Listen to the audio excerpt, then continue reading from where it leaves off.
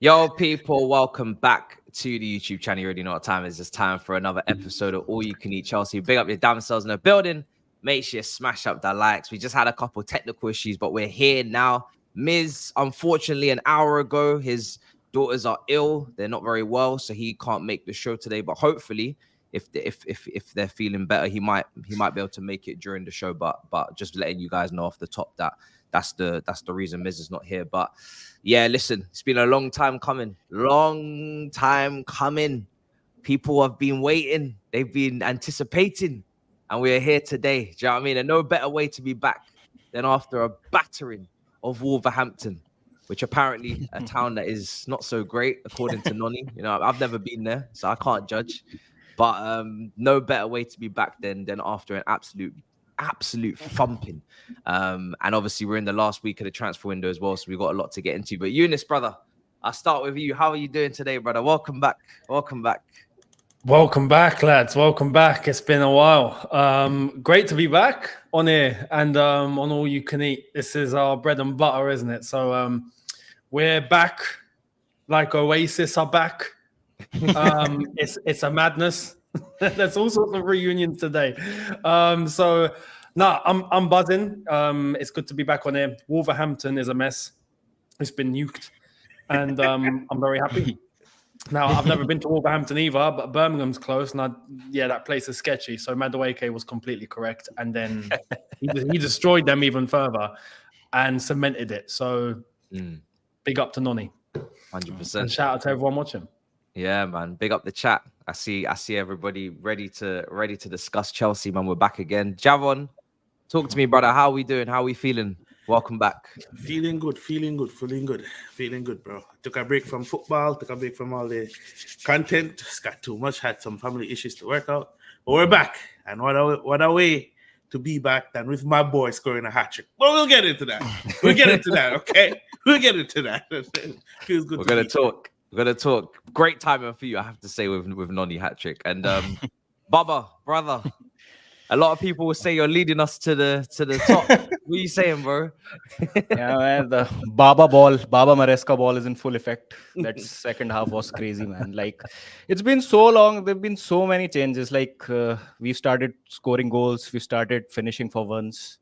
Younes has moved to Dubai. I see a change in your setting as well, Matisse. Javon finally has a mic that works. So a lot of changes. So we've had a lot of changes. I did a studio show during the Euros. So yeah, man, like it's been crazy. And to see a team, not giving us that mental soreness after a weekend and, waking up on a Monday morning with a smile on our face. Oh man, I've missed that feeling. It's good to be back. Yeah, no, 100%. You know, when I was watching that game, and I know Younes was on a flight whilst that game was on. Obviously, the first half was typical Chelsea, right? The first half was almost too predictable. We can go forward, but we can't defend. We're scoring goals, but we're leaking. It's back in his fourth. It's rocking his roll. It was basically Pochettino 2.0. But that second half, did anybody else just feel like it wasn't real? It just felt like a dream. I was like, this is going a little bit too perfectly right now. And then at the end, Netflix. Oh my goodness.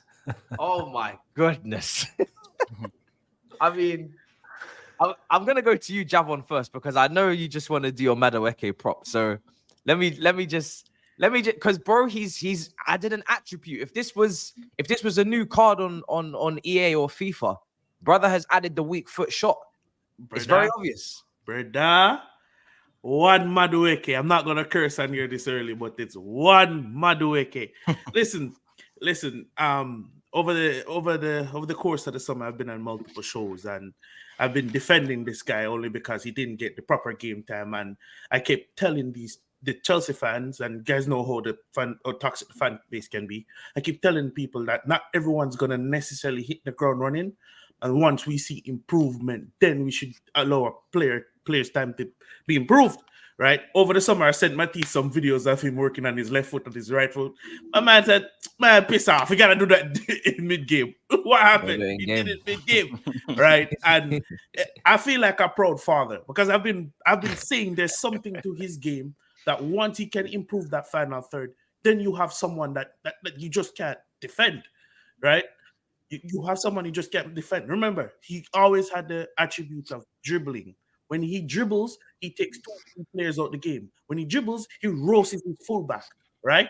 And then I'm saying, okay, Madueke, if you can add end product not only with your left foot but also with your right foot, then it's game over. Then we start getting into the conversation of what's the next level for you? Where are you? Right? I'm not sure if Olise ever scored that Premier League hat-trick. Just gonna put that out there. Right? Right? You're just saying, right? People are comparing him to Saka. Calm down. There still needs to be a level of consistency. There still needs to be a level of in, game out, right? But all I'm saying is, believe my stocks came in, and it's just good to see. All banter aside, it's just good to see a player that actually improved. Yeah. We bought youth. Not all the youth is going to kick on right away, but to actually to see one of our players improve, it just fills me with so much joy and passion to say, yes, this is the Chelsea we know. You understand? 100%. Yeah. 100%. So it is what it is. I want to gloat more, but it's early here, so I'm just gonna say, you know what? I feel like a pro dad because I told y'all. I don't want an apology on Twitter. Bro, I mean, Younes, what did you make of his performance? Because for me, he was man of the match, and that was a big day for him because he came into the game with some pressure on himself, which he put on himself. The manager put some pressure on him as well because he was speaking about, anything can happen in the window. I like him, but I'm not gonna completely say that he can't leave. We know there've been links with moves away to Newcastle, etc. And obviously talking about his training and he needs to be consistent. He needs to work hard. He actually had quite a bit of pressure because I haven't thought about the alternative. But if he dropped to stinker, oh my goodness, like there would have been so many layers to him in terms of an exit, in terms of the training, in terms of the Instagram post and the unprofessionalism that would have been made a lot more out of if he didn't play well. So it was a big day for him, bro. It was massive. And I'm really happy for him because Madueke, if you remember last season, he was that player. The one good thing he always had was how direct he was. And I like that in a winger. It's just how he just wants to penetrate. But the one problem he had was his end product, right? He always made the wrong decision or the wrong shot or the wrong pass. And that was frustrating. To see that now finally start to get resolved, as Javon has said, is actually really refreshing. His link up with Cole Palmer is quality. They understand each other really well. And that's going to be key because Cole Palmer is the best player on the team. So if we have a winger that's able to link up with him really well, then that's just going to help. As Javon wants to get on the pitch himself and link up with Madueke, it's looking like, yeah. Where do you play? So no, overall, I'm really pleased for him.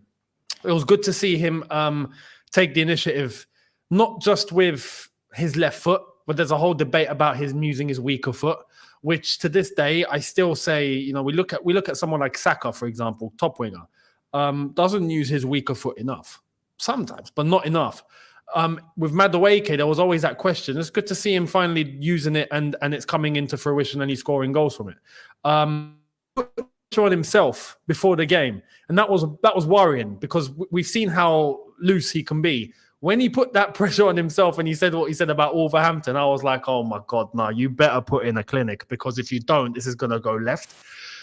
For him to actually respond with a hat-trick and not just shut Wolverhampton down, but when that game was going on, every time he touched the ball, boos. Being called a wanker, being called all sorts. Like there was all sorts of madness going on from the crowd. He just took it on the chin. And it's good to see a player be able to do that, a young Chelsea player where we are screaming for some mentality, for him to be able to embrace that and go, yeah, you know what, screw it, bring it on, dunk a hat-trick, and then come on TV after that and just go, I'm sure Wolverhampton's a nice place. I would have done a Conor McGregor. I would have honestly done a Conor McGregor and go, I'm going to apologize for absolutely nothing. But he took the sensible route, said I'm sure Wolverhampton is nice, and just took the match ball and left. So overall, big up to him. And yeah, I'm very happy. Now it's about consistency. He's shown that he can hit that level. Now it's about keeping that up. So hopefully he does. Yeah, I mean, Bubba, when you see an attacking display like that, with so many players involved, and that's without even Nkuku getting involved in the GNA side of things, and how much confidence does that give you for the season? Because obviously we know there were some concerns in the first half, but the attack was so good that it's exciting to see that many, partnerships and a bit of chemistry between some of them. Obviously, Netflix was another one as well. So how's that for you? Bro, at one point I couldn't believe that this is Chelsea that we are seeing. We scored 3 identical goals. And Wolves didn't know what hit them. And the number of times we won the ball in the final third, that was the highlight for me. Like, we were flooding the midfield, and the key thing in this game was players who performed badly in the first half redeemed themselves in the same match itself. Like, Caicedo was shit in the first half, but he was very important for all of those 3 goals. And we know that we have a coach who can make those tactical tweaks when required. The thing which changed in the second half was the spaces closed down between the back line and the midfield. Gusto inverted more, was playing close to Caicedo. We were flooding the midfield, while piling on more pressure on Wolves. We didn't allow them to play out from the back. If you look in 3 of the 2 goals that Madueke scored, we won the ball in their final third. And Palmer had the ball and he played in Madueke. So, like, the ideas are visible, and for once we know what the coach is trying to do with this team.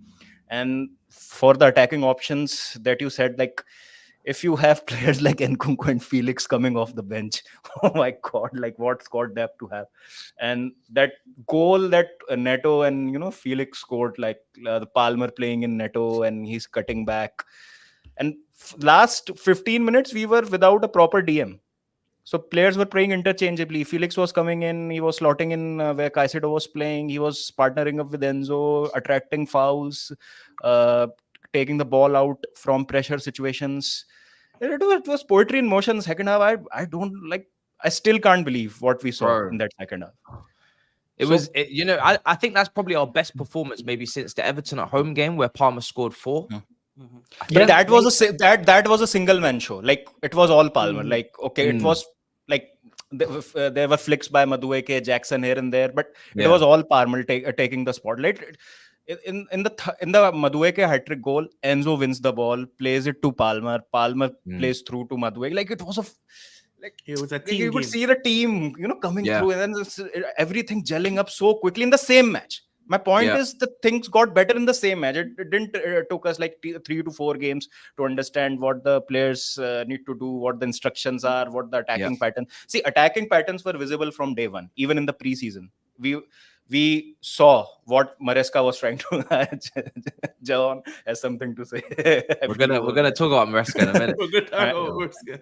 The thing was that we got so exposed in transitions when we were playing a high line, and if we are losing the ball very carelessly, both the Wolves' goal were because of our mistake. Caicedo loses the ball in the first goal. Cunha finishes it, and in the second goal, Madueke doesn't need to make that foul. Set piece defending is shit.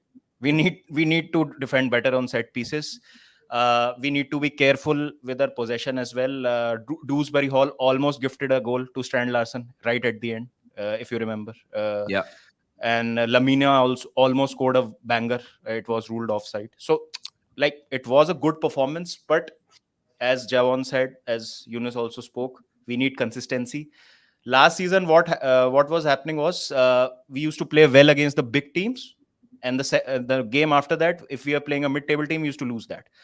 Case in point, played well against Liverpool on the opening day, lost to West Ham away in the second match. Drew against Arsenal, with the game we should have won 2-0. That Sanchez gave the ball to Declan Rice, if you remember. And then they made a comeback. Trossard scored the equalizer. Next game at Brentford at home, we lost. So that is something that we need to avoid this season. And I was circumspect about this game because we had lost to City. Wolves is a bogey team for us. We've won only 1 game in last 5 years over them. So Like all of They did the double over us last year. Yeah, they Last year were was the only team to do a double over us last season. Yeah. last year was embarrassing. And I remember thinking in the first half, like first half, I was so angry because it just reminded me of why reminded me of last season, why it took us so long to get into a respectful position because we were just making so many errors. There was like Caicedo he had the ball and then he just didn't have an idea of what to do next and just gave it away. Do you know what I mean? I remember him doing the splits for when Cunha hit the bar as well. We were just a mess. We were all over the place. And our midfield, they weren't making tackles. They weren't stopping the ball from going through the middle. And I was just thinking, for all of the fluidity and all of the, all of the exciting attackers that we may have, if we don't fix up defensively, we're just going to drop too many points. And it's just going to become a back and forth like last season. So just the second half to see Colwell just pass through everybody, his passing was immense. Fofana cleaned up. We've just started to look a lot better. The midfielders Caicedo, the way he was, giving away possession in the first half. Yeah. He made amends in the second half. Him and Enzo Enzo was also really good in the second half. Caicedo was key in all those 3 goals. Like if you look closely, it was him and Gusto who were piling on the pressure and didn't allow Wolves to build up from the back. Absolutely brilliant. That Neto last goal from Felix, bro. This is why when we signed Neto, I was celebrating on stream, and people were like, "Why are you so happy? Like it's only Neto." Or, well, not Chelsea fans. I think more rival fans. Because I don't think they realize how hampered our left-hand side has been for years. For years, we have not had IQ. We have not had good decision making. We've not had good crossing. We've not had reliability in terms of the finishing. The left-hand side has been cooked.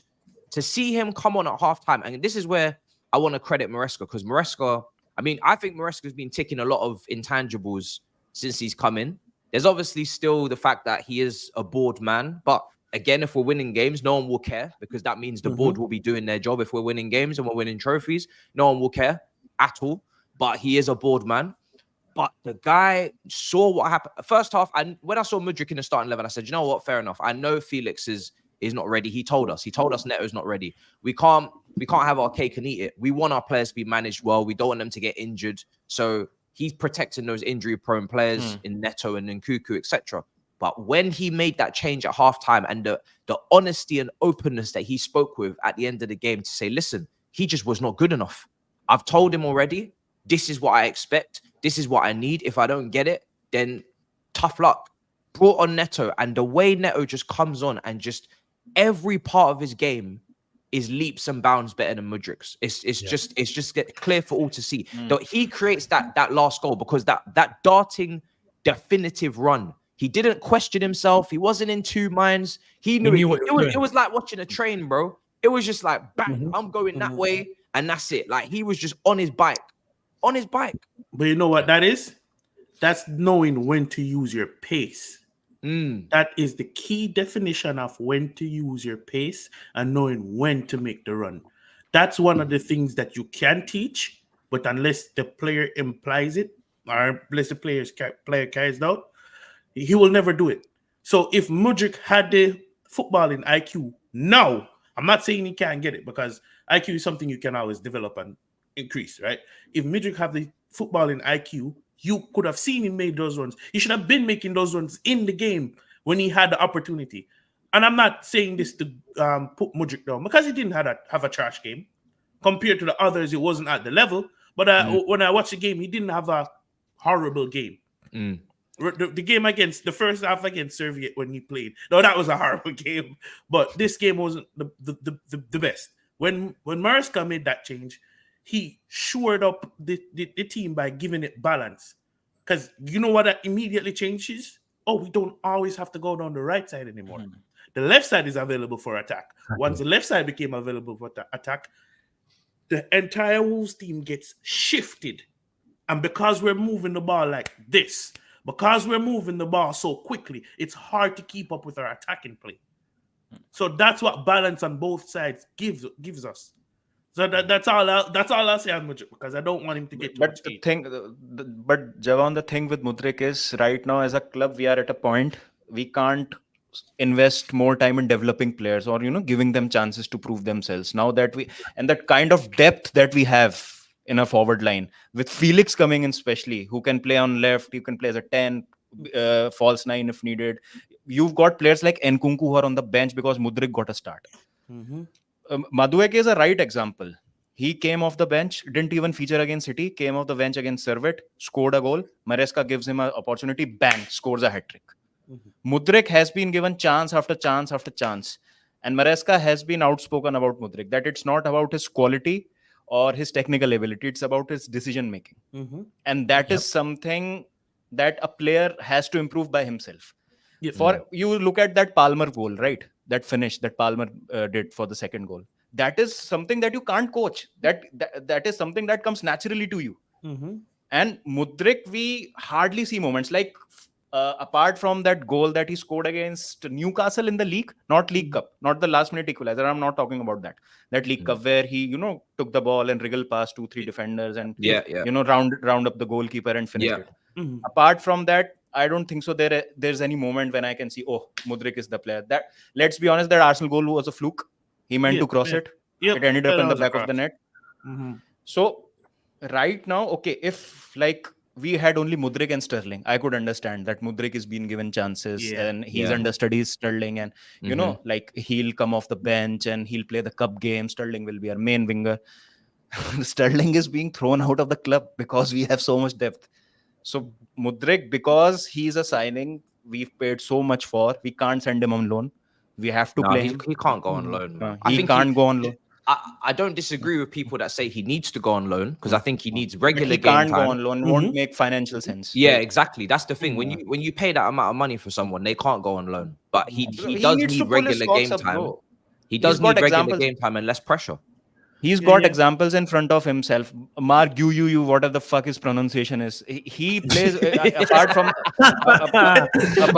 the missed chance against Servette. I think he's had a decent game against Servette, barring that brain fart moment that he had. Yeah. So he's got examples in front of him in matches, in training, that players are there who can take. Jackson can also play as a left winger if needed. You know what I just realized? I'm sorry. In terms of improvement, what immediately as you said that, what was the first type of goal Jackson scored to get a Premier League account open? It was a header. Previous shows, everyone came here and said, "Oh, Jackson can't hit the ball." Did we not see another improvement? Yeah. So bro, listen. So there's examples there where Mudryk can follow.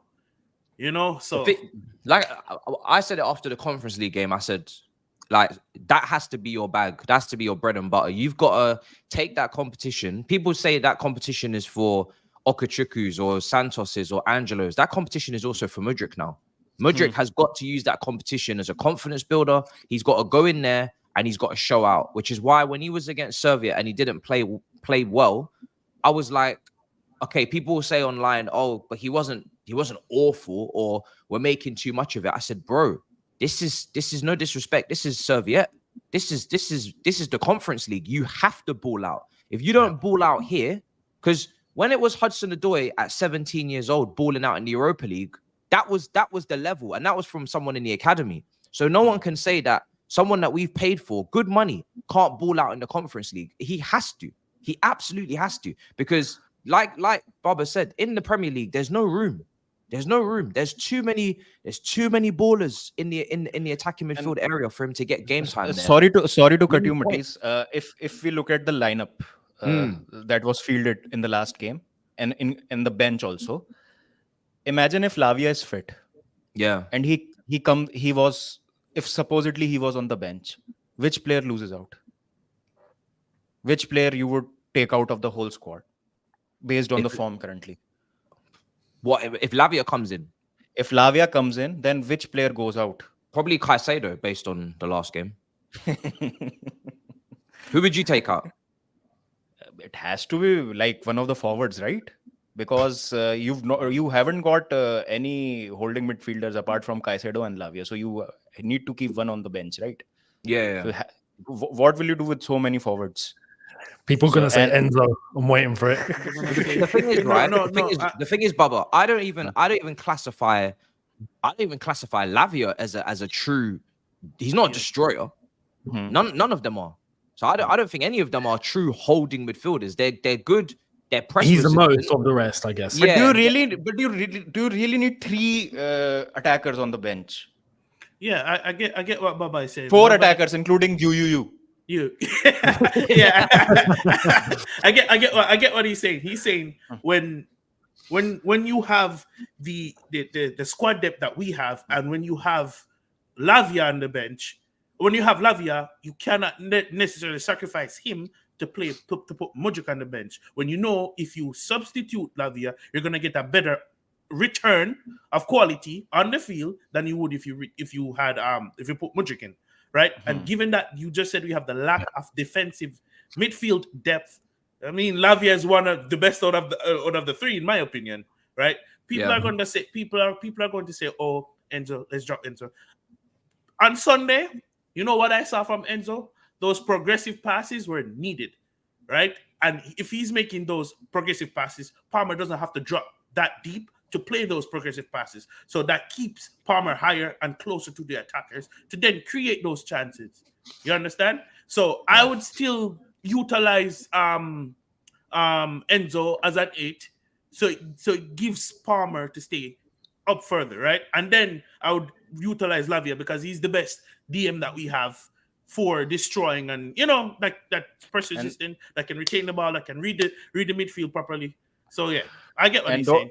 And don't forget when Reece James is fit, when he also comes into the squad, Facts. 2 players drop out. One of the forwards has to go. Do you know what it is with the midfield? I just know we're going to be debating that midfield pivot all season. As long as we are scoring 6 goals, I'm here for it. These are the problems we want, I mean? though. There's one area I think we have to focus on. It's not even. I've not got a problem, for example, with Enzo or Caicedo when we're or Lavia when we're looking to push the ball forward, when we're on the ball, when we're in possession. I've not got a problem with them. We know they know how to pass. We know they know how to pick out players. We know defensively there's a mess here. It's defensively. That's my only issue here. So with how whatever player, whether we're talking Enzo or Caicedo or even Lavia, how they operate on the ball for me that's a given. It's when we're under pressure. It's when they haven't got options. It's when they got to make a decision. It's when they're trying to run back. It's when they're defending. Sometimes they're leaving things exposed. They're all over the place. That first half was key. We saw that. I realized in that second half, when the pressure's gone, right? When we had the game won, basically, everyone became a lot more calmer. Then we actually started to see the midfield operate properly. We started to see a little bit more. You could see they were more comfortable. They were moving at good pace. They weren't panicking. Like there is, I think, a mental side to this that they need to improve on in terms of how to adapt when there is pressure and not fold under those circumstances. That is definitely something. And that's where someone's put it in the chat. Renato Vega is going to be a very interesting player. I like him. I think very interesting. I like him. That last one was so press resistant. You could exactly. So this is to see how he's going to end up drifting in. We could even have a debate when we're talking about midfield as to how we're going to utilize Renato Vega in that role too. What about Dewsbury Hall? I said it when I think it's season. This brother is rotational. He's a squad player, man. Yeah. Unnecessary. Younes, to your point, right? I understand that, but a part of me wants to ask, if I could ask Maresca if he thinks this is a positional thing or a structural thing, because a lot of these players or these defenders, they haven't really played in a system like this where they have to rely so much on the defensive midfielders. Because if you look at how the system is set up and is structured, the defensive midfielders are supposed to be the first line of defense. That's why we have the fullback inverted and one of the DMs sitting. They're supposed to be the first line, and the communication has to be key. A lot of the mistakes I see is because of lack of positioning, incorrect positioning, and incorrect communication.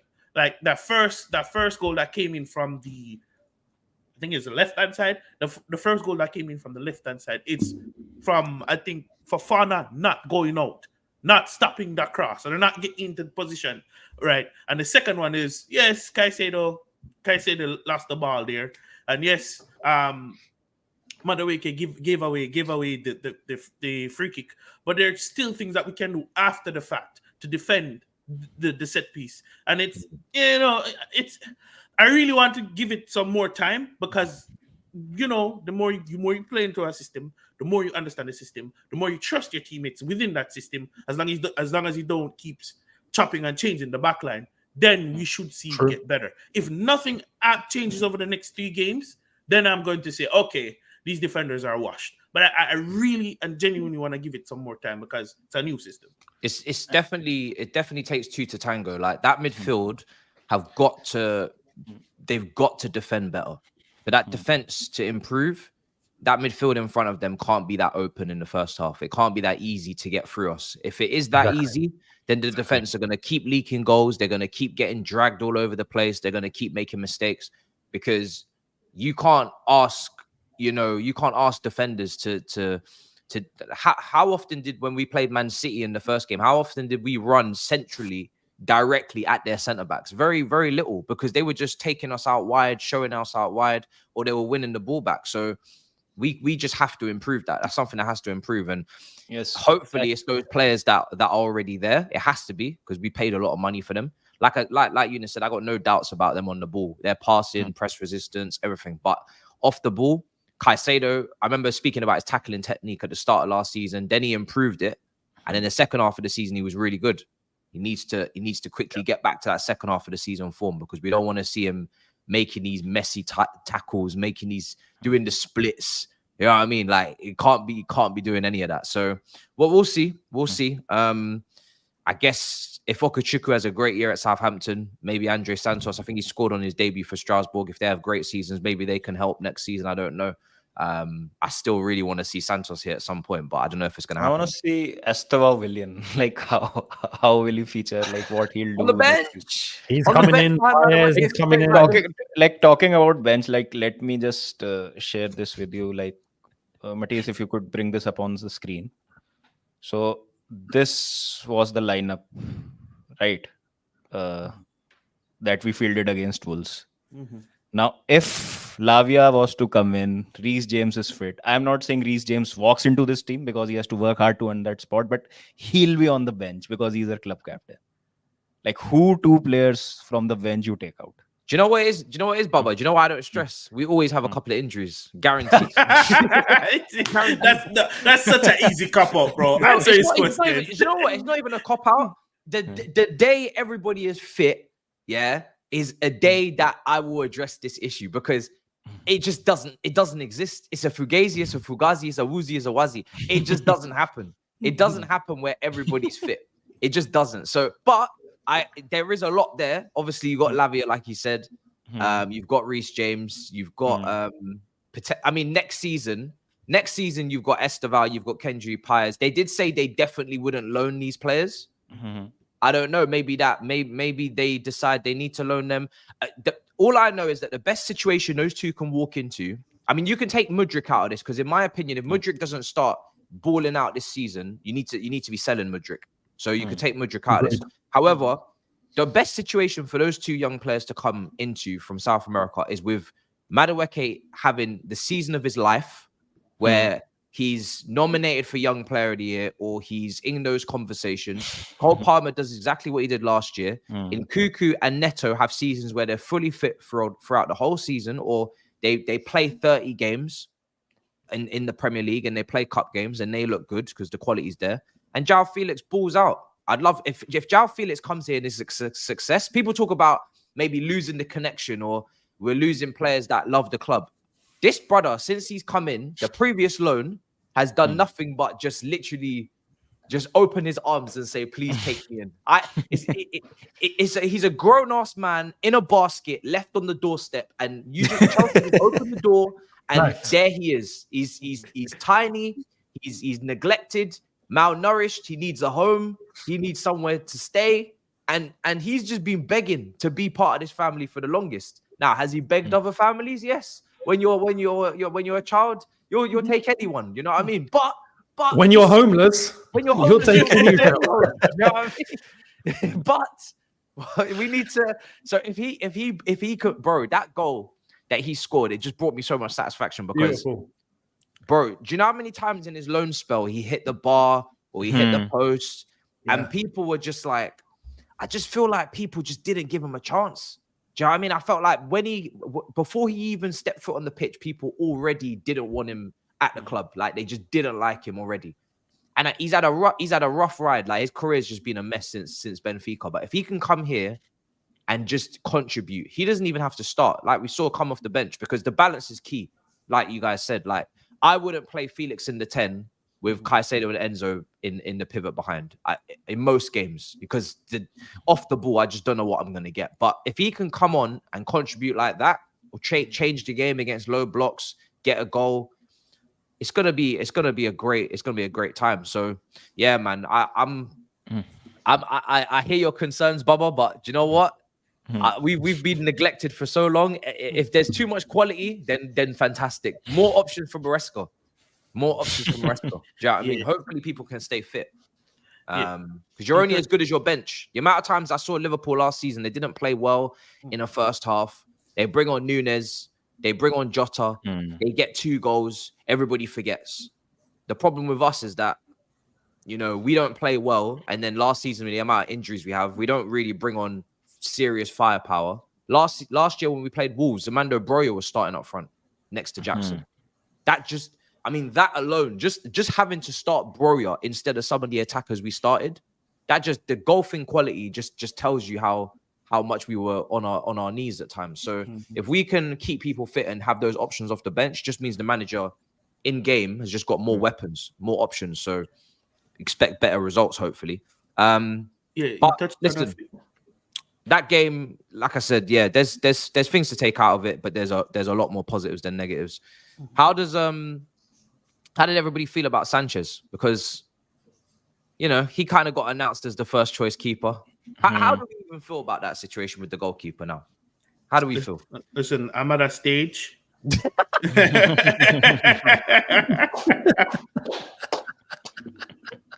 Lined up perfectly. Nice. Yo, lined up perfectly. Just as I mentioned the goalkeeper, we've just signed another one. I prefer not to speak. The future Courtois. Goalkeeper laundering. Oh my God. I think if Sanchez does not performs consistently, he'll cost us a lot of points. I don't feel confident when Sanchez has the ball, when he's building out from the back. He has a mistake in him every game. Wolves game, he had a decent game. Couldn't do anything about those 2 goals. Made the goal. The second Palmer goal was all Sanchez. Like he played in Jackson beautifully. Jackson did the rest and Palmer finished it. So if he's able to do that consistently without making any mistakes, cool. I'm cool with that. No problems. But like he is very erratic with his distribution and he gives me a heart attack whenever he has the ball in his face. Sometimes I feel that the ball will roll down beneath his legs in the goal when he has the ball. And sometimes he's closed down too quickly. So if he is not doing those mistakes, if he's, you know, mopping himself up, I'm cool with that. But personally, in my opinion, I'm only saying it for myself, we won't win any serious titles as long as Sanchez is our goalkeeper. So, yeah, I would agree with that. And like it would take a monumental improvement from him for me to be convinced, because I agree with you. He is shiver me timbers in goal. Like shiver me damn timbers, bro. And in the winter, it's only gonna get worse. You know what I mean? It's cold. I don't know. I thought our other keeper played very well against Soviet. Jorgensen. I thought he played really well. But I think he's just. I think he's playing. He's playing Win Stanley's game, which is when Stanley really wanted this guy, and maybe the goalkeeping coach as well, and saying, "Listen, I'm going to give you an opportunity. I've given Mudryk opportunity. I'm going to give you an opportunity. I'm going to play your signings that you made before I got here that you really believe in. And if they don't work, then I need him to have the backbone to say, okay, I've tried it your guys now. It's not working. Now I need to put some other people in and we need to win games, because he's been speaking very boldly in regards to Sterling, in regards to Chilwell. I've not seen a manager manage us and speak like this and maybe win people over with the way he speaks. He's annoying rivals. But for me, when a manager comes in and they're ruffling up feathers for rivals, that means that they're saying the right things for us. Because no rivals like Sir Alex Ferguson when he was cussing people in the press, or he was, he was chewing his chewing gum and barking at referees and asking for extra minutes added on. No one liked Klopp. Nobody likes Mourinho when he was with us. Nobody liked people. People were trying to tell us Tuchel's no good. Get Tuchel out because we were winning shit, right? And we were getting to finals. Nobody likes people. People were giving Arteta shit as well with some of his words that he spoke and whatnot on and some of his antics on the touchline.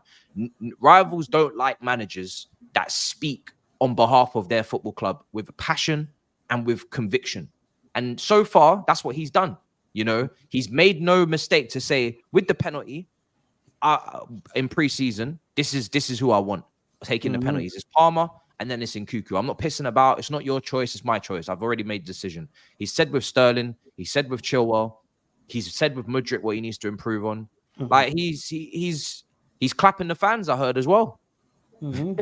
So even they're getting something, because I know last season that was a big problem. Do you know what I mean? Even they're getting something. So Pops doesn't go near. Yeah, but as a manager, he's filling all the gaps that we were missing last season. How much times early season did you have your streams, Matisse, Younes, and you come in and say, this guy needs to stamp his authority. This guy needs to say who's the penalty taker. It took us until what? February before Poch came out and said something. So that's sorted. We said we needed an authoritarian. That's sorted, right? We said we needed someone that's not going to mince his words. Even though he's a mouthpiece for the board, I still think there's some form of personality there to say, hey, I'm trying with Misha. I'm trying. I've tried with Sterling. I've tried preseason with Chilwell. They're just not good enough. Two have to leave and the other one has to improve. So I'm not, from my perspective, that there's not much more I need, because I was critical. My review got messed up, but I was critical of his first game in the Man City game because I think we needed some natural wingers to kind of go at City. But then he made the change in the second game. So I can't complain with him thus far. Only time will tell, right? And one point Matisse made before on Felix, I think in Maresca's system, Felix can play as a 9. Remember, he was a 9 at Benfica.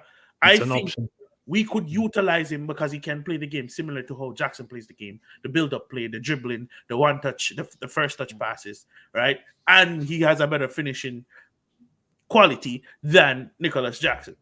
And the last point, listen, if Madueke goes on to have a stellar season, when Esteval comes in, because I think people are forgetting one key point, and that key point is the transition in between leagues. It's not easy to come from the division in Brazil to the top of the Premier League.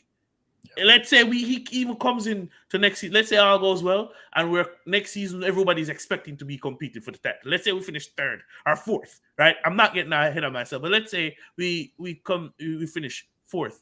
The next step, progressive wise, is to start competing. We can't have someone that's going through transition between language, living situation, and then needing to bulk up to play in this Premier League to then go and help us compete. So to have Madueke there and then slowly embed Esteval and Paez in the squad it would just be brilliant. Absolutely brilliant. Yeah, obviously, hopefully those rumors have died down now. But when people show improvement, I really hope we just allow them to continue their work and just, player and manager, because you don't want Madueke to go and improve this season, and next summer, we start hearing more talk about him leaving. It's like, we have to develop for us. We have to develop for us. It's bad enough already that we have to develop this many players at once, because it is stopping us from competing at the top end, 100%. And it does make the manager's job more difficult when he's got to develop this many young players at once. So at least when they do develop, it better be for us. Can't be developing for other people. Can't be developing for other clubs or to make profit. If he plays brilliantly, we need to see him. We need to see the end of this. Do you know what I mean? We need to see the fruits. But let's get to some transfer stuff as well, because there is some talk about Sancho and Sterling, and I don't know what people make of it. Now, if I Sancho mean, comes in, who goes out? Sterling. So for me, right? Sterling is already out, right? Sterling is already Oh, out. he's not out. Oh, he's already gone. Do you know what's so funny? He's not out yet. So we kind of need to. I mean, we have only so many international loan spots. First of all, Penders, the goalkeeper, Mike Penders, whatever his name is, he's just taken up one. He's gone back on loan to Genk after signing today. The Aaron Argentine has gone on loan to Boca Juniors. That's 2. Wiley's at Strasbourg. That's 3. And who else? Santos is at Strasbourg as well. That's 4. Who else is there that's gone out on loan, guys? Gabriel, Angelo Gabriel. Navia. International loans? Is it 5? No, 5 no. out of 6? Yeah, because we the have domestic one ones, left. I think, is unlimited. I think it's Okay. unlimited. I So think we have one Southampton have left. got Okachuku, Gilchrist has gone to Sheffield United. Let's see, maybe in the So chat. I the don't rest know. would have to be sold unless they go on English loans. Yeah. We need Angelo to still go out on loan. Okay, Angelo not yet. Okay. Angelo's not yet. So I mean that's another one we need to kind of sort out. We got a lot of players to move in a very short space of time, man. That's my only thing. Because I remember when Graham Potter had just way too many players hanging about. I know the manager's already said I'm only training this many, but what's happening with Disasi? What's happening with Chalobah? What's happening with Petrovic? What's happening with Sterling? What's happening with Chilwell? What's happening with Broria? What? Because that Ipswich move's collapsed. It Datro completely Fofana. collapsed. Has it collapsed? Has it? Yep. I think it did. It not collapse? I think No. it did. Yeah, No, it didn't. Or is it There's back no on? reports that said it completely collapsed yet. not completely. Yeah. They had But a problem there with is his an medical. issue. There is an issue with it. Yeah, there was a problem with his medical, and like Ipswich did not even give him a chance to do a medical because they were not sure about his Achilles tendon situation. That is what I heard. Bloody hell. He suffered a foot injury in training with Chelsea, according to Athletic, 16 minutes ago. Suffered a complication. So this still looks like it's off. Oh, bloody hell. Oh, brother. This still looks like it's off. Lukaku technically is still here, but it should be getting done. Should be getting done. But we've had here we goes before that haven't quite gone through, so we have to be careful. You know, the moment Lukaku leaves, and we have a Lukaku, here we go. We score 6 goals. Coincidence? I think not. I think not, bro. It's not a coincidence. You're right. You're What are we right. doing And then with Chukwemeka? I think Kepa's meant to be going to Bournemouth. But yeah, the only reason why that Sancho deal would happen, Bubba, is just purely because Sterling would have to go the other way. If Sterling or Chilwell is not involved in that deal, then he's not coming here.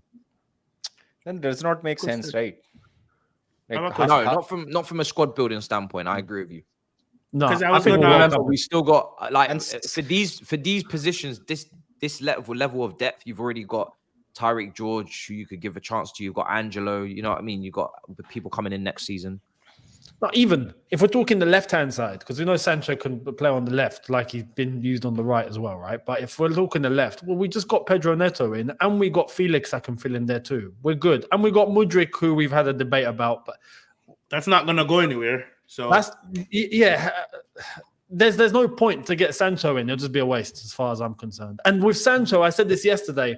I'm genuinely, I don't know where he stands. Whether we saw at Dortmund, he was fantastic, but United under Ten Hag, he's been at best average.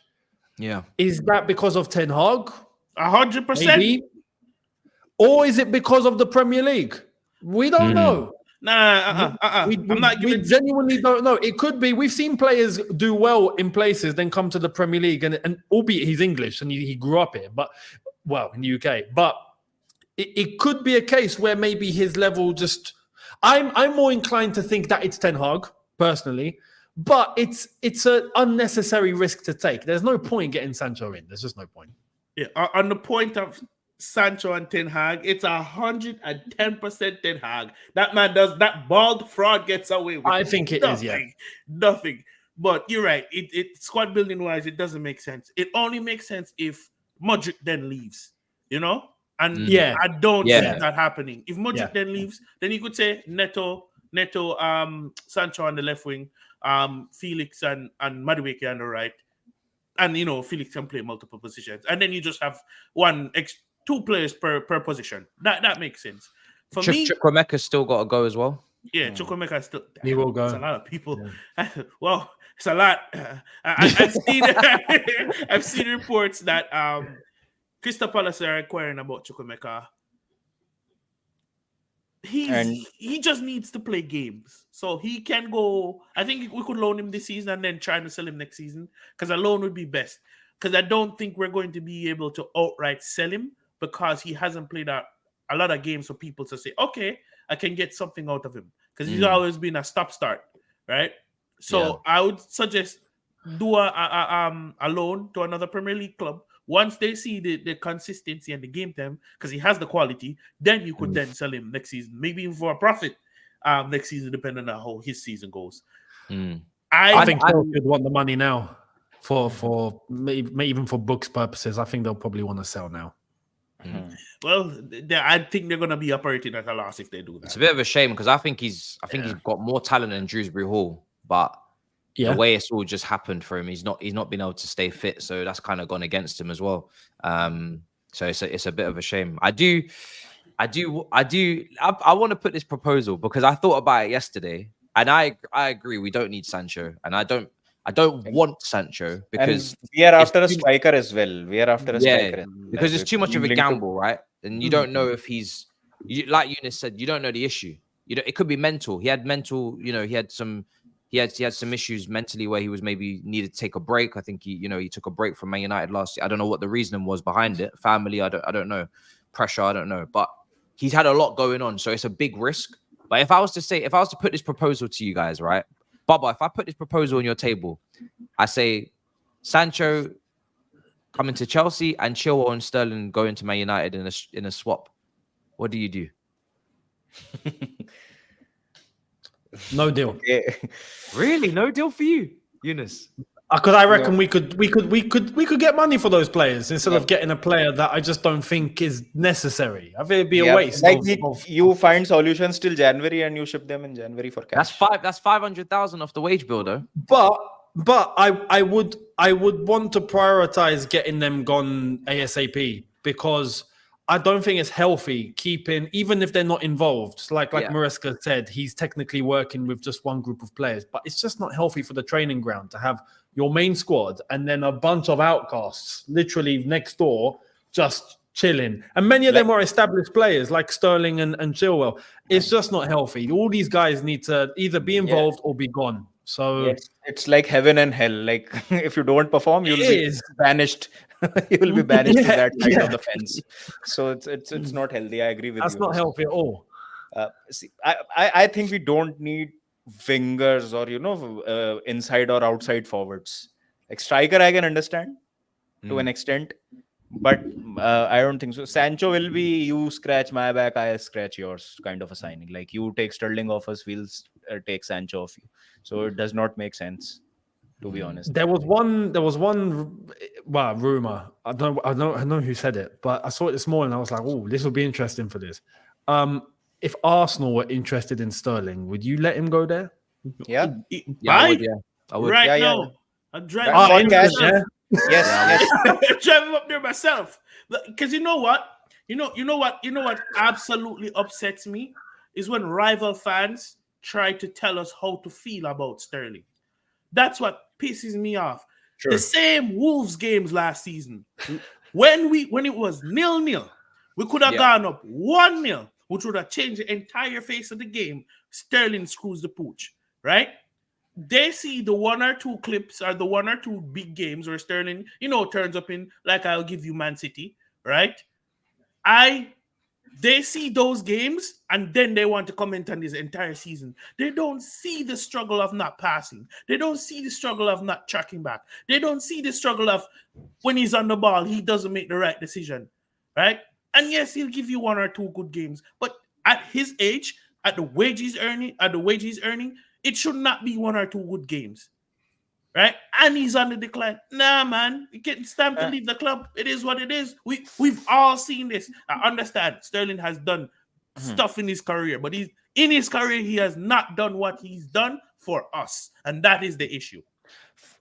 For me, it was over when he dropped that stinker against Leicester in the FA Cup quarter-final. Like, he missed the penalty in a must-win game. He took a penalty of Palmer. Palmer was on the pitch. Yeah. He took a penalty of him. Yeah. Missed that penalty and that free kick. Oh my God, Yeah, that yeah. free kick, it still haunts me. So it I was know- done I for know- me there, then and there. Yeah. I know a lot of the players obviously speak about his leadership behind the scenes, or they look up to him, etc. But on the pitch,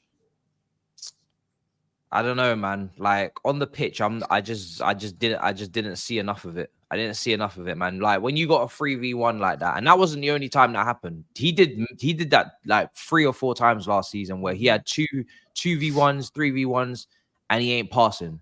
And yeah, I don't know. It was just odd to me that someone that old on the decline with that many young players around them, why are you trying to be the headline act? Like you've already been the headline act enough times in your career. Why are you trying to be the headline act now? At the start of the season, he says he wants to be the top goal scorer. That's great. You want to take responsibility.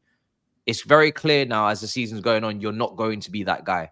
So just make it easier and just make the right decisions. Give them tap-ins, because they are the future. You're not. So when he says at the start of the summer, or they say as an agency, they want to be part of the project. I don't really understand why anybody in their late 20s going into their 30s wants to be part of a project. Why? See, if he goes to Arsenal and plays well and scores like 15 goals, fair play to him. Fair play to Arteta but it's not working for us. As simple as we've given him enough chances. He's been there for 3 seasons now, right? Here's the thing. On Matisse's point about a project like Arsenal would make sense because guess what? They're one or few steps away from, fortunately, winning a title. In it, not? for him, it would work. So yeah, it would work. Sterling needs to go to a project where he's going to win now. Our project was never geared to win now. Our project is geared to geared for steps. Finish top 4. After top 4, start competing. We're yet to finish top 4. By the time we're ready to win, he won't be of any use at all. You understand? So Sterling going to Arsenal actually makes sense. But the only reason why I want him to go to Arsenal because I want him to feel the heartbreak. I want him to feel the pain. I want him to crash out when he does the same things he's been doing all his career. But at this level of his career, it's getting worse. Bro, I don't know how he's done it, yeah, but to have on his CV, Liverpool, City, Chelsea, Arsenal would be for Sterling. How has he pulled that off? Or Man United. He's just got United left, yeah. That's it. Maybe finish it off at Tottenham. But crazy. Do you guys think we're gonna get rid of these players? Like, so I've just named the players, right? Not all players. Not all risky, players. I'm gonna type them out. I think it's late. Because I think it's late. It's like it's averaging almost 3 players per day from today till the end of the window. So you need to get an average of 3 players out per day, almost. If you have to, build the squad the way you want to build it. No, it's not happening. And plus, you are working simultaneously on getting a striker. You are finalizing the deals of the players who are not technically out yet. Like the paperwork for Lukaku is still being done. I don't know how much staff is allocated to all these activities, but it's not possible. Like the way if you look at it. I was doing some research. So if we don't get these players at the end of our transfer window, it's not necessarily the end of the world because the Saudi transfer window doesn't close until October, and the Turkish transfer window doesn't close until mid-September. I don't think these brothers. I don't think these brothers want to go to these clubs that you're about to mention because they made it quite clear. I'm only moving if I liked where I'm going. Sterling said that. Gallagher told us that when we tried to ship him to Everton. Look how long it took to get him. And we had to get that move that we got for Gallagher was like creme de la creme level of transfer for him. Like that was the best of the best. He wouldn't even take Aston Villa. He was waiting for the best possible move. That's what they're all waiting for. They're not just going to move to anywhere. Sterling, here's a proposal from Galatasaray. He's not going. I understand, but man, I'm a hope. This is just hope. I'm never gonna stop hope. Ain't going, bro. I'm a hope. Listen, I've got to shoot, so I'll end on this. I I'll do overtime out here and try and get on the phone to as many Habibis as I can. Please. And if not, then we'll just have to try and get in touch with Jose to take about 6 of our players and send them to Fenerbahce. Maybe that will work. Hey, Jose, you need Champions League football? We got you, brother. We got you. It's all bad. It's all mad. Well, Younes, let them know where to find you, bro, because I know you got to go. Let them know where to find you, bro. It's been a pleasure. Definitely, man. Good to be back. So shout out everyone in the chat. On to the next one. We got Conference League on Thursday against Servette, but Servette. So going to be interesting to see that. On to the weekend. Younes Talks Football. I'll keep you guys up to date with all my thoughts and preview and reviews and all of that. So yeah, let's see what we do. And big up to everyone here and on to the next one. So good. Big up, brother. Good to see you lot too. Chat to you soon, bro. Big up. Take care, bro. Nice one. Love. Talk to you lot later, man. So there we are. I mean, listen, we're going to be wrapping up soon anyway, but this just along the bottom of the screen is the players I've got in my head right now that need to be moved on before the 1st of September. Have I missed out anybody in this list? No. Well, Washington, maybe. And Angelo. Washington, I've just left him because he last season was already in the under 23s wasting his time. So he can can do that again. Oh, Angelo, sorry. So maybe he'll have to waste his time again. Kepa. Oh, Kepa. Kepa, Angelo. I'll add Washington because Washington does deserve to go out on loan. Like he does need to go out on loan. He needs to. We actually spent money on him. look at it this way. He was playing first team football at his level. We took him to put him in youth football. That's just bad, bro. Cassidy, yeah. Yeah, Cassidy is another one. Petrovic I've got him in there. Yeah, I've got him in there. Cassidy, Washington, these guys just look like guys that for me are just kind of. I mean, Cassidy really should just be back in the championship. I don't know what's taking so long. You know, that brother, he should just be back in the championship. He never should have left the championship in the first place. I don't know why we recalled him last season. He just because do you know what's funny? If we had left him in the championship, he would have done well in the second half of the season. He would add more suitors, and I think he'd be gone by now. But because we took him out, and then 6 months he did nothing. People forgot about him. People are saying Disassi. I'm not even going to include Disassi in this. That's just way too much you're asking for. I'm looking at players that are way like too disrespect, man. Like I personally like Disassi. He was one of our most available players last season. So yeah, like I have that soft corner for him. To be fair, you could probably there's an argument that you could move Disassi faster than any one of these guys. Only because he had the first team football last season, and Newcastle is already sniffing around. So, you know, Newcastle needs a replacement for one of their defenders. So the possibility is there. I wanted to get to you guys' thoughts on what do you think about the striker links, the Osimhen links. Do you think we close that? No, Osimhen it's way too difficult because the wage demands are unrealistic, to be honest, and we won't fall for that. I was surprised when they accepted that Saudi club's bid of 65 million, right? Because his clause was supposed to be in around of 120 million region, right? Yeah. So it shows that Napoli are desperate. Osimhen has pretty much shot himself in the foot with that contract extension. He would have thought that clubs will be out like cats and dogs after him. But no one is showing interest, especially on the wages that he's demanding. I really thought that PSG will be the club will compete against for his signature. But PSG have Ramos and Kolo Muani, and they have backed out, right? They don't need a striker. They are facing their own PSR issues, their own FFP issues. So they've got to deal with those. Unless he takes a huge wage cut and, decides that, he realizes that if he has to join a European club, it won't be on his terms. So then only I think he moves. But Napoli are so desperate, and I am not very sure about that deal Laurinaitis guy, because he wouldn't want Lukaku and Napoli going into the new season on his wage books. So I'm gonna add Lukaku onto this list because if Osimhen doesn't leave, is there a chance that the Lukaku deal collapses? I don't think so. The only reason why, because of the coach. Conte, we yeah. know who Conte is. If Mm. Conte doesn't get his man, it's literally him saying again, And I got you no promises for the league title because you didn't get me who I wanted and who I needed to bring it over the line. And on the PSG point, PSG might still be there because Gonzalo Ramos is out for 3 months. So PSG might still be looking for a striker. There are reports that Osimhen rejected it, but you never know with PSG. yep, I'm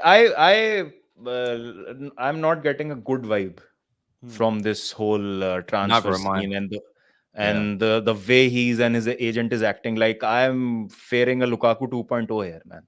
Like no need to go after him hellbent if you can't get him on your own terms. That's Leave true. it.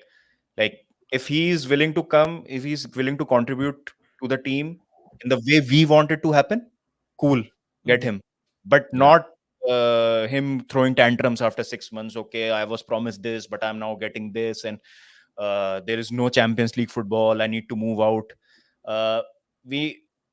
Napoli have shown their cards, right? They've shown their cards too early.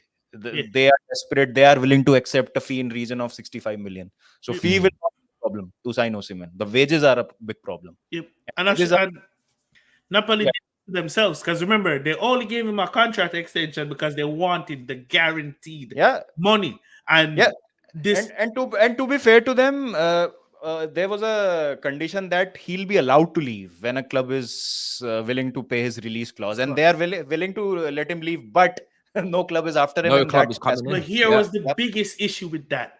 Osimhen didn't follow up with the same level of scoring as the season he got that contract. And injury problems as well. Yes. You see, if he had the same blistering season, then no one could argue.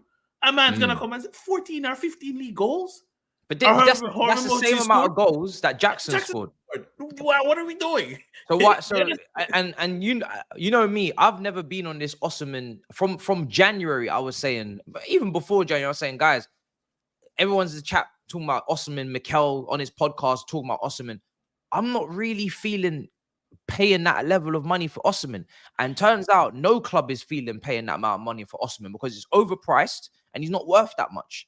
He has not done enough dirt in regards to, forget even now Serie A. Let's even go to Champions League. Like, you've got to be banging in. If we're talking over £100 million, you've got to be banging in goals domestically, 20 plus, season in, season out. And then Champions League on top of that, for me to be thinking 100 million plus. 100 million plus for me is still Harry Kane money, still Lewandowski money, still Luis Suarez money. That's the level of striker I'm looking at for that kind of money. If you're not banging in a goal at the rate that they do that, for me, it's too much of a gamble. And his injury record is also there as well. So I'm kind of glad that we've pushed Napoli maybe into a corner, and we're just kind of, if it happens, it happens. If it doesn't, it doesn't. I'm not really that stressed about it. I'm more stressed about Lukaku leaving and making sure that definitely goes through. Last thing that we need right now with a new coach who's trying to implement an identity on this team, who already has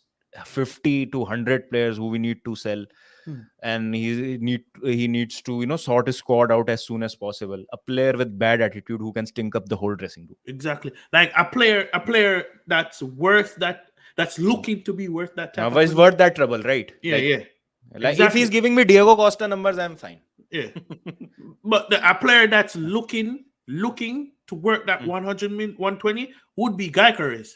Killed it last season. Started this season with nine goals and assists already. Looking to improve on last season. That's what we're asking for. He's not worth 500k. He's not worth 500k. He's not worth 500k. Like and the trouble. Exactly. And if you look to a player like Gyökeres, he understands that he's on the rise, and a club like Chelsea might be the best next step for him. You understand? Osimhen, I feel like Osimhen is looking down on us because we're not in Champions League. Yeah. You see the difference in contrast? Yeah, no, bro, even as a player, I prefer Gyökeres. I prefer him. If you gave me a pick between Gyökeres and Osimhen, even though Osimhen has some really outstanding traits that I think would do well, he does have some other traits that I'm not sure about. But Gyökeres, I think, is just more complete. I think Gyökeres feels a bit more safe. Feels a little bit more safe as a player. Like, I can see Osimhen doing well, but I can see him being a bust. I could see him being a bust. Like I can see it. Whereas Gyökeres feels like his game is more polished and it's more tidy. Where if he isn't scoring, I know he can still help us create. Or if he's, you know what I mean, I know he can kind of head the ball as well. He's got good ball striking. He seems to have a nice balance of everything. But I am running a poll to end. Who do you guys think we're going to end up with as the striker before the window closes? Because this is the only position that I think we're gonna do something in. And just to add another point, Matisse, rest assured, Osimhen will leave, has to leave. He'll be forced out because Napoli have signed Lukaku. They have signed McTominay and they've signed Gilmour. Like they're working on the Gilmour deal. And David Neres Is McTominay done? Yeah, it's done. Yes. Yeah, it's done. Wow, that is so McTominay is strange. done. I never thought I would see him play for that. Billy club. Gilmour, they are paying around 15 plus 5 in add-ons. McTominay is around 30 plus add-ons, something like that. Paying around 35 for Lukaku. Then David Neres, Javon just said. So it's in region of 100 and 120 million, right? But so they need to get rid of Osimhen. But let's say they didn't sign those guys, right, Baba? You know that Napoli wage structure cannot manage Osimhen's wages. They only gave him that because they thought that he was going to leave this season. But this is what I'm saying. Backfired for both of them, for the club and the player. But this is what I'm saying. Before I assume these players are signing for Napoli, Gilmour was meant to sign for Napoli like a week ago.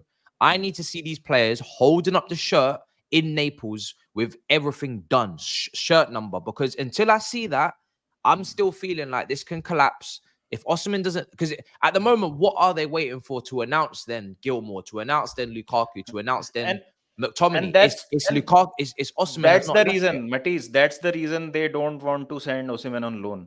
They want a permanent deal. Yeah. Because in no shape or form they want him to be their player next season. Yeah. So until I see these people holding up the shirt, I'm still feeling like these deals can collapse and Osimhen just doesn't go anywhere and then he ends up staying there. But I'm running a poll for the chat. So get your votes in. What striker are Chelsea going to go for, or what striker are Chelsea going to sign before the deadline? Is it Osimhen, Ivan Toney, Duran from Aston Villa, or nobody? I think those are the three most likely options. This is what we want, or what we think will happen. I think those three options are the most realistic. Who do you want, Baba? Who would you want? Nobody. If you could pick anyone realistic. No, nobody, to be honest. No, fair. You just don't want to sign anyone. See, Ivan Toney problems. Osimhen, I've raised my concerns. John Duran, I don't think so. We need another developmental striker. So these three are realistic, right? Gyökeres is not realistic. But again, like, we have so many attackers right now. We can always revisit this situation in January. So right now, it's not because we've scored 6 goals. That's why I'm saying. Then what happens to Guyu? Right?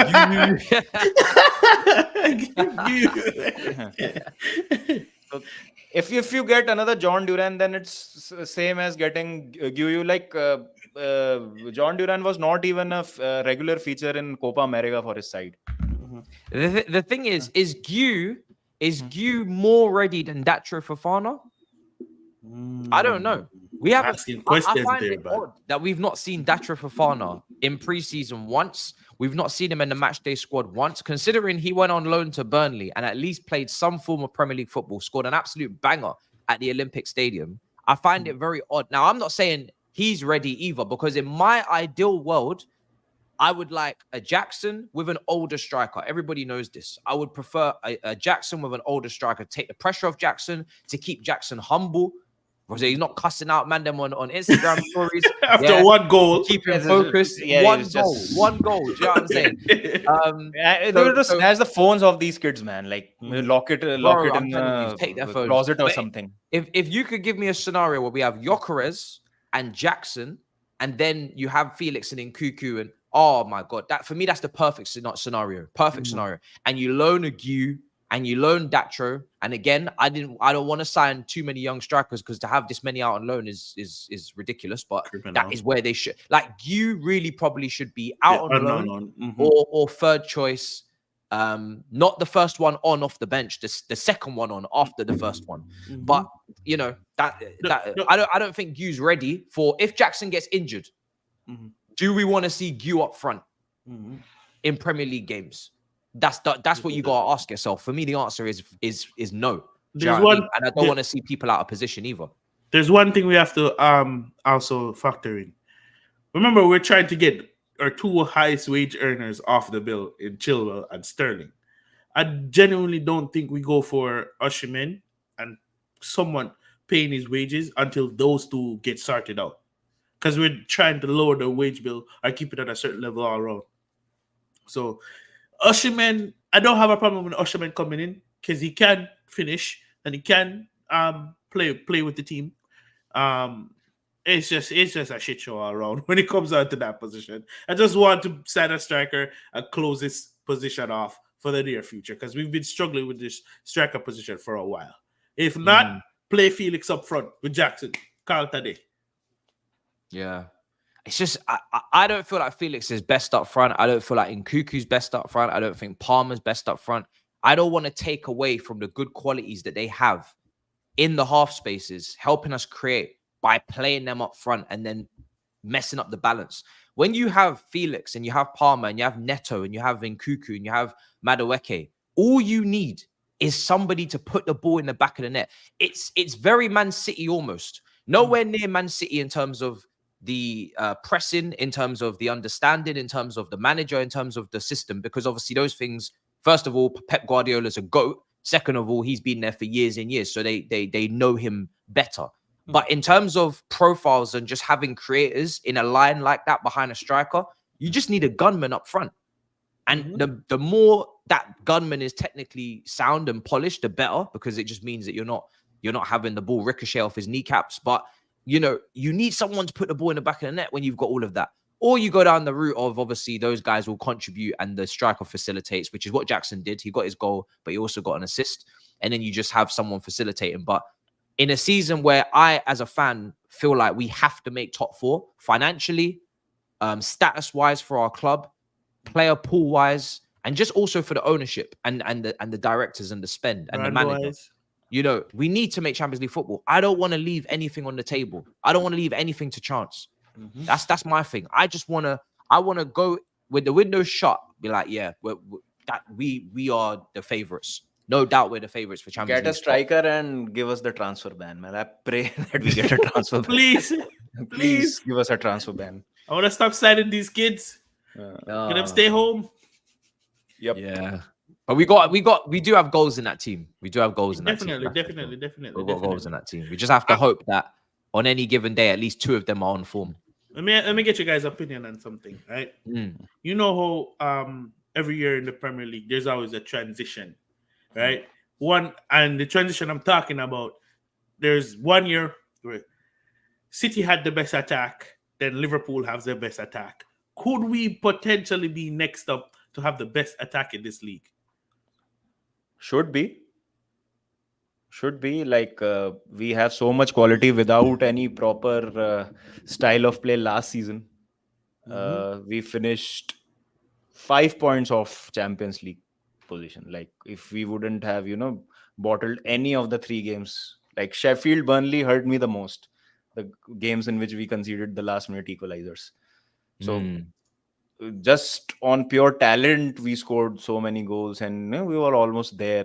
Spurs, who supposedly had their best start ever, the best thing ever, Ange Postecoglou's in sliced bread for the first half of the season. We finished only 3 points off Spurs, right? Finished above Man United with having such a bad season. So with the kind of talent that we have, there is, I don't like, I should believe, like we should believe that we have the quality and the manager to make us click, and the performance against Wolves was an evidence of that. I think we'll do well against the teams that play mid to low blocks. We'll score a lot of goals against those teams. Last season, we scored 77 goals. Newcastle scored 85. West Ham scored... Sorry, not West Ham. I'm just going to go through teams that scored more. We scored 77. Newcastle, 85. We scored more than Tottenham. We scored 1 more than Aston Villa. Liverpool got 86. Arsenal got 91. And Man City got 96. So we scored the 5th most amount of goals in the Premier League.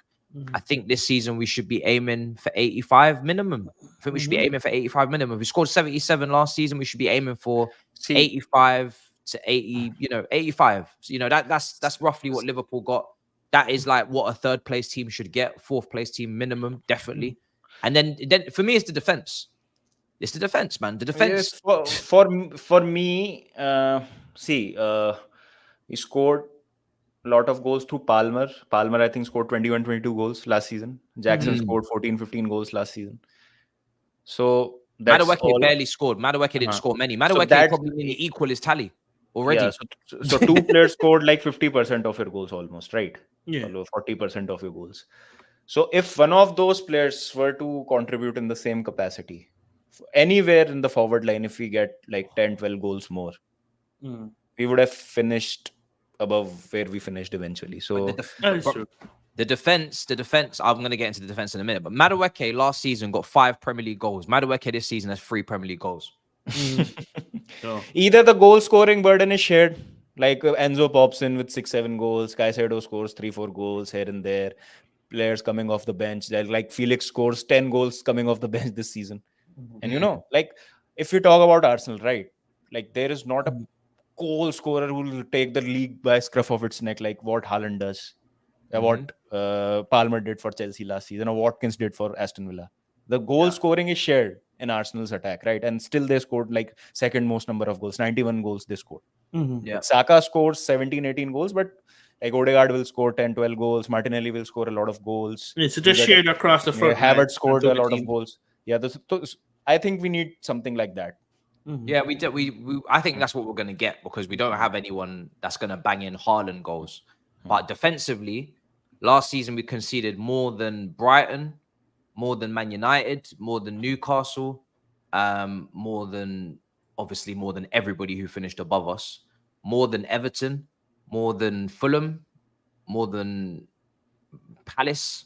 So our defense last season was bad.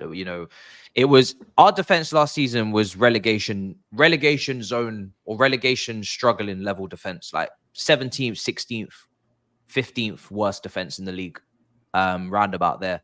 So the defense is really important to fix, and we've already conceded 4 goals in 2 games, so we need to see big improvements there. But if we can tighten up that defense, that's going to be for me the difference maker, because the attack the attack will minimum get what it got last year because it's improved. If people stay fit, remember Nkunku wasn't even fit last season. So if he just stays fit, he's going to get more goals. Forget playing well. So I think we can definitely score more goals than last season. We can get 80 goals. We can definitely get 80 goals. And I say push for 85, but we need to maybe even 8. We could definitely probably get 85. If people stay fit, we can definitely get 85. But the defense can't be conceding 60, 65, 60 goals. Do you know what I mean? The defense needs to tighten up big time. So we'll see. But we're gonna wrap up. Javon, let the people know where to find you, bro. It's been a pleasure. It's been a pleasure. Please follow me at the Final House podcast, where we discuss everything football, not just Chelsea, but Chelsea led. So follow, like, share, subscribe. 100%. Baba, let the people know where to go, bro. It's been a pleasure. Yeah, man, good show. After a long time, we all got together, and I'm happy that we won a game. And yes, Drogbaba, same on YouTube, Instagram. Leave a like, leave a follow, and yeah, we'll be covering a lot of Chelsea stuff and all the other stuff. Also follow my cricket channels as well if you're interested in cricket. Yeah, that's about it. Big up. I've only just seen these, quickly go through these super chats. Sorry, guys, because StreamYard wasn't showing them. I don't know why, but I've just seen them here.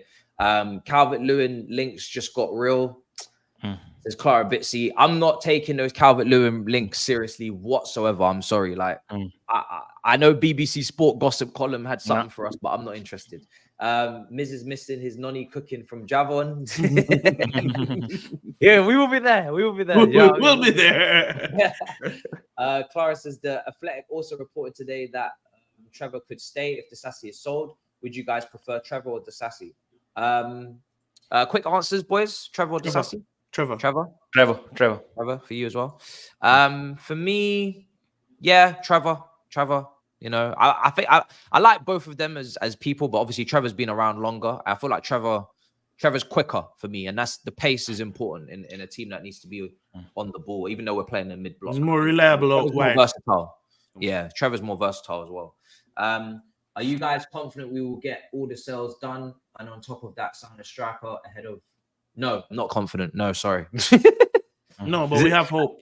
All of the sales are at the bottom, or loans. All of the exits are at the bottom of the screen. There's no way we're doing all of that. If we do all of that, then I'm gonna give a serious round of applause. But we're not doing all that. If we do all of that, then I will apologize to Robert. Let me just say that. Let me just say that. Last couple. King Zlatan says, "Hey, Baba and Younes." Zlatan tells you two to do streams together. Soon. Otherwise, you'll find us here anyways. There you are. We don't need a 9 as we play a false 9. Get a left winger. We've already got enough left wingers, man. Come on, definitely got enough left wingers. Unless you're selling 2. Big up Matisse. Hit the likes and subscribe, people. Big up, brother. Much appreciated. Guys, we're going to wrap up there. It's been a great show to come back to. Listen, we could have been back earlier, you know what I mean, in terms of the results, but we were trying to get everybody together, and then unfortunately that didn't work out. But I'm kind of glad we're back for this, because this was a lovely start. As we mean to go on, you know what I mean? 3 points, up the Chelsea, yeah, I mean, goals galore. Rock and roll, you know what I mean? This is what we do. So big up. Till next time, in a bit, people. Peace. Bless up. Take care, everyone. Bye-bye.